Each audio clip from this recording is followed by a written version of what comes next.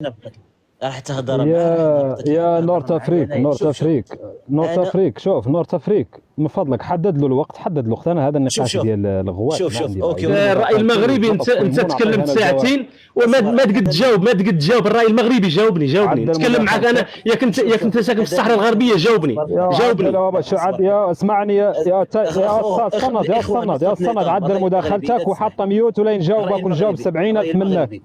الرأي المغربي لا تطالع تسمح لي الراي حدا المغربي يسمح الراي لي. المغربي عدل مداخلتك وحط اسمح لي. ميوت. بيك لا المغالطات. الرأي شوف ما تخلينيش نهبطك يا حدا من يلا الرأي راني المغربي. نسمع فيك والله. الرأي المغربي اسكو نعطيه مداخلة وحبيت تناقشوا؟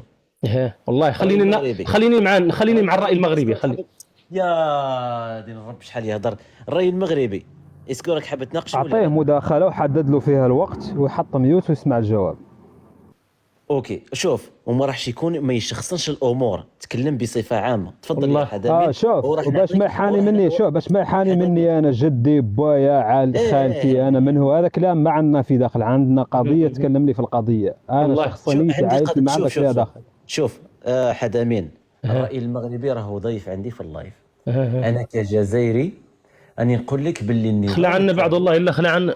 ايوا شحال يهضر حدا مين. شوف انا النظام تاعي ما عطانيش الحق تاعي انني نقرر المصير. موجعك خلع عنا. حدا مين الراي المغربي موجعني للجزائر. ما انت ما انا كاع حدا مين نسمع فيك خويا، نسمع فيك. نعرف ذاك كاع انا معاه. نعرف بيه فضتهم مساكين. تفضل اخويا نورت افريك واسمح لنا على المقاطعه. الراي المغربي اسمح لي راه نعطيه السؤال باه نوجهوا النقاش. ما نحبش يعني الامور تكون ثنائيه وباش ما يكونش يعني تشنجات.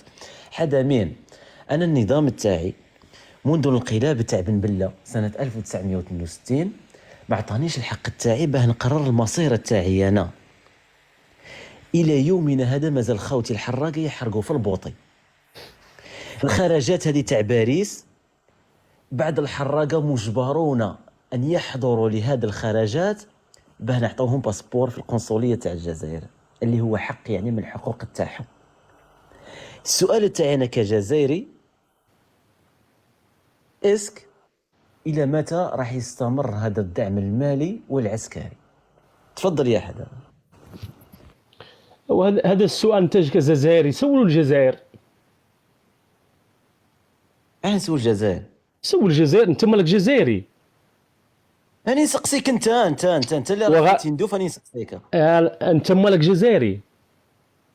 ايوا علاه نسقسي واحد جزائري نسقسي واحد تندوف جزائري راهو في بلاده يا اخي.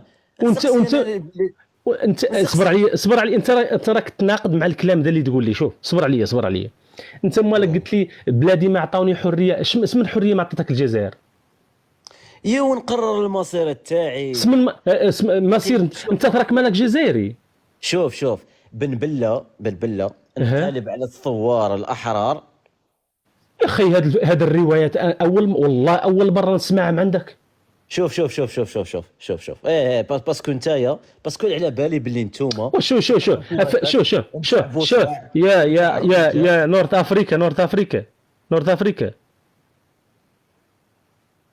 نورت افريكا هذا انت مالك قلتي خلينا نتكلم مع هذا الراي المغربي هذا اللي قال عنه الصحراوي. شوف خالق اسمعني اخويا العزيز اخويا خليفه خليه يهضر وراح نعطيك انا ماني صحراوي انا مغربي. انت مغربي انا محترمك عنك كاع مغربي. نحترم عنك مغربي يا غير. شوف تشخصن عليا انا كاع ما تشخصن عليا انا ماني مغربي. انا ماني صحراوي انا مغربي. تكلم معايا تكلم معايا على اساس اني مغربي. الله يربحك مغربي. الله يربحك. ارفدها وخليها عنك في ودنيك. انا مغربي. يا تكلم تقول لي الله يربحك كيف انا بايقه اوكي تفضل الراي المغربي. السلام عليكم. لا دقيقه الاخوه الكرام دقيقه. لانه شوف حبل الكذب قصير وجماعه مخينزو معروف عليهم الاخوه الكرام. هذه وثيقه رسميه من تنظيم البوليزاريو يعني صادره من قياده البوليزاريو. محدد فيها الوقت الخروج من مخيم الاحتجاز ومن مخيمات كاملة. ما يقد حد يمرق إلا من الساعة 7 صباحا إلى غاية الساعة 1، وقت محدد، وتعود عنده أورد ميسيون، دابا نسمعكم تصريحات باش تعرفوا الناس هذه. هاد الصحراويين وعايشين في المخيمات الاحتجاز، وشوف هذا القوم مع من تحالفين مع الجزائريين. لو هاي الروايه راه جايز كل شيء في الصحراء. هذا القوم قرروا عن ما تمرق من هون حد واتفقوا مع الجزائريين عليه، حد ما هو حاصل على سكتور على ارض مسيون من عند الجزائريين، ولا عنده ارض مسيون كيف ذاك اللي تنقاس به. طبعا هون الناس مش تلقى العاصمه والله يهران، لا بد لهم انه ياخذ الداخليه يقوم عنده ورقه ويقيسوا السكتور في التندوف، يعدلوا عنده شي قالوا ارض مسيون تفوت نهار ولا اثنين تحاني، وحان هذيك الورقه اللي انتم عدلوا اللي ينقالها ارض مسيون حال من تعدل ويتخطى. ما قط قاعد تم نقفل علينا ما بقى لنا موعد نقفل الباب في بالنا عادي نورمال. المخيم ما عنده مشكله قاعده حق، لا اللي باقي سلك راسي ورجع المخيم وما هو باقي بشرقة عادي ما يخسرش علينا عادي. الاحتلال مالين منه فرح بس والذهب الهذنار ثم اللي قاريها قاع عنها السلبيه عليها تقع ما تقراها عنها قاع الناس رغم هنا في الصحراء والمخيم يعلموا عنهم عن عقاب الحبس راه جه لا ما تختارهم يخلي 6 عقاب النهار وقوموا ماشيين ذو مرادين وجزائريين على الاقل بعد ان عاد له حبس يعلموا بالنور راه عاد له نص النهار. ايش صار ياك لاباس ياك خير صح. قال لهم ملي هو حبس خصهم غير يعلمونا باللي باللي راه ولا عندكم غير نص نهار لا بغيت تخرج من المخيم وضروري من اورد ميسيون، يعني اللي ما عنده اورد ميسيون راه عايش في الحبس. والمساله ديال انه خالق الربط وخالق جدار رملي على كل المخيمات نوريها لكم انا درايك بالجي بي اس، وندعوكم اي واحد يدخل الجي بي اس ويشوف هذه المخيمات. لا يجبر هاي المخيمات كامله محاطه بجدار رملي كبير ما يقد حد يمرق منه، واللي يمرق منه يخبط على الفويم ولا يقتلوه الجزائريين، وهذا باتفاق مع قياده مخينزو. هذا الكلام اللي يتكلموه هذو اللي يتكلموا من اسبانيا اللي متبرعين اللي الاولاد القياده واللي مخرجتهم القياده بجوازات سفر جزائريه قابضتها لهم من عند الجزائريين، وحارمه الفقراء والزروليين اللي عايشين مساكين اللي ما عندهم حد في الجماعه اللي حاكمه، ما هو تابع للقبيله اللي حاكمه، ما هو تابع اللي قابض الحكم. ما تجوا تكذبوا علينا وتكذبوا على الناس على اني انا مارق اسبانيا ونمشي لاسبانيا ونمشي للمخيم. لا تمشي وتجي يا غار، انت واحد من اولاد القياده، انت من الناس اللي واكله فلوس الجزائريين، انت من الناس اللي متبرعين. ونعطيكم واحد راه قالها الاخ نورت افريك، هذا واحد من الحراطين قال له بيضاني عايش في اسبانيا وقابض فيلا، عايش في فيلا ما عايش فيها كاع الجزائري في بلاده. صحيح. تكذبوا على الناس علاه؟ لا تكذبوا على الناس. واحد السؤال للرأي، ما هم محتجزين هذوك خالق حد يبقى 50 عام في خيمه، خالق حد يبقى 50 عام في خيمه. على ما تكذبوا انتم؟ ارض العزه والكرامه، عزتاش صار لكم خليتوا الشعارات ودريتوا يا غير جماعه ولاد المخيمات اللي كابرين في قيطون ما يجي يكلمونا احنا اهل التراب، ما انك صحراوي وانت مغربي ابا عن جد، حرق بيكم وبي اللي جابكم مغربي، نقولها لك انا مغربي وحصل لي الشرف عني مغربي يا غير. انا بعد بدولتي وبجنسيتي ماني عبد عند العسكر الجزائري، انا ماني مستعبد عند الجزائريين. ونحمد مولانا عنا ما مشينا في ذاك الكذيب وذاك الويل وذاك التنتيت. نحمد مولانا. ممكن عند النمر عنده سؤال اذا حب يسقسيك. نسولك عن الرأي، واش دوك الإعانات الدولية باقية مستمرة لحد الساعة ولا قطعوهم فيما يتعلق بالغذاء بالضبط؟ أخي الكريم، هو بعد التقارير اللي أنشأها اللي أقامها منظمات تابعة للاتحاد الأوروبي، تم تقليص أو يعني فرض شروط على النظام في الجزائر على يعني إرسال مراقبين مع هذه المساعدات، بعد أن تم إيجاد مساعدات الموجهة لسكان المخيمات المحتجزين، تم إيجادها تباع في الأسواق المالية وتم إيجادها تباع في الأسواق الموريتانية وحتى مدينة تندوف، والجزائريين يعلمون ذلك. أنا أنصحهم يتوجه لتندوف لإجبار سلعة المخيمات تنباع في تندوف، كذبوها هذه حتى هي. بالإضافة إلى أن إسبانيا في قرار في البرلمان الإسباني راجع أو قلص من حجم الدعم الموجه لسكان المخيمات، وهي مساعدات إنسانية،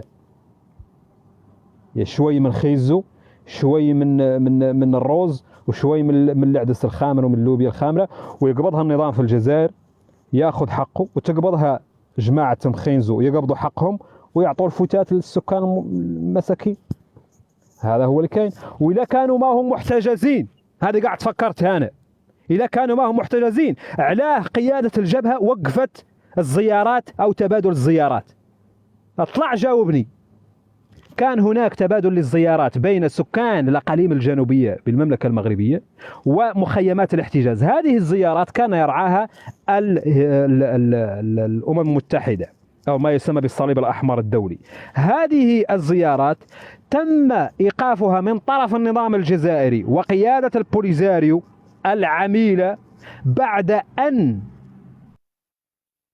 ثبت لهم أن كل الذين يأتون من المخيمات إلى الأقاليم الجنوبية لا يريدون العودة، ولم تستطع الأمم المتحدة أن تفرض عليهم إعادتهم بالقوة، فأوقفوا هذه الزيارات. وهذا أكثر دليل واقعي وصريح على أن الناس اللي جالسة أو موجودة في المخيمات أو تتواجد في المخيمات رغما عنها، ولو قدت أنها تخرج وتخرج مع عائلتها كاملة والله ما يبقى واحد، والله قسما عظما ما يبقى فيها واحد. جيت تكذب عليا، ما هم نعيط لهم دابا؟ اش تعيط لهم؟ اش تعيط لهم؟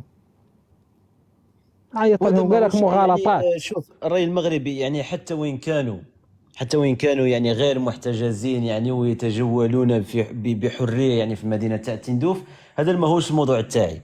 حتى وإن كان يعني اعتذر تفضل. حتى وين كان يعني 99% من هذا الصحراوة هادو حابين يعني يتبنون الأطروحة تاع الانفصال، هذا ماهوش الموضوع تاعي.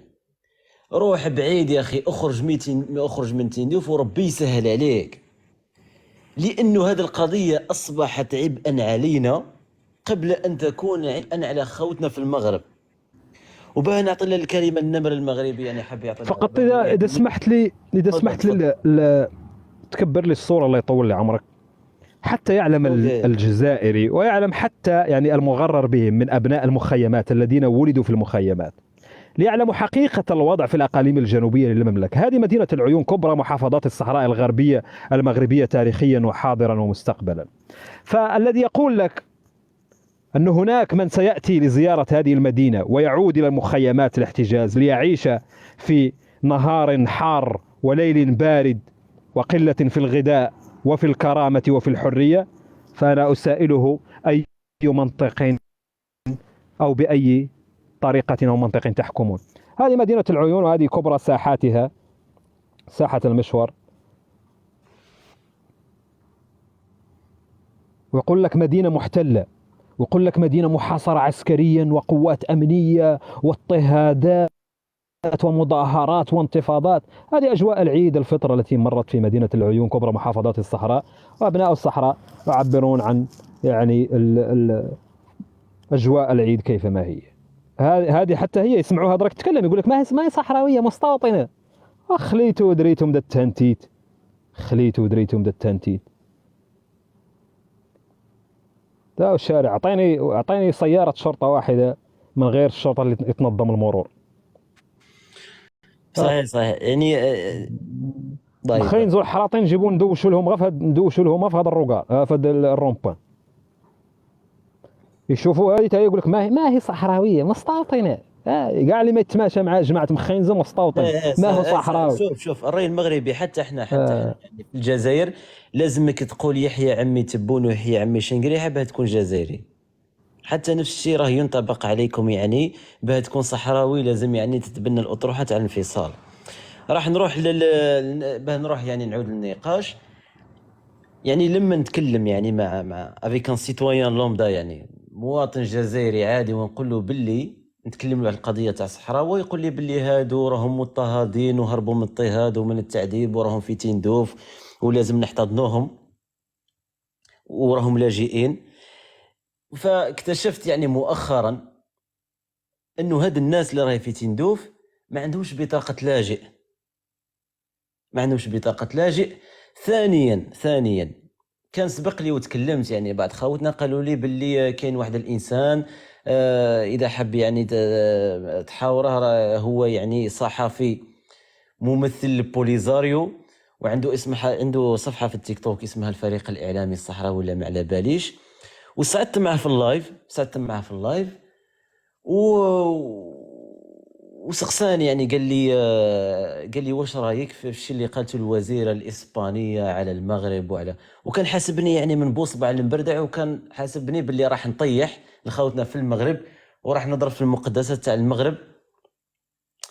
فقلت له هذا الشيء يا اخي يخص العلاقات المغربيه الاسبانيه ولا يعنيني. قلت له انا حبيت نسقسيك، قلت له الدوله تاعنا راهو تدعم فيكم منذ سنه 1975. قلت له السؤال تاعي مركب من كلمتين، قلت له الى متى هذا الدعم اللا محدود واللا مشروط المالي والعسكري والسياسي والدبلوماسي؟ قلت له الى ماذا؟ قال لي اهبطني، ما راحش نكلم الكلمه تاعي يعني احتراما للناس اللي راهي في اللايف.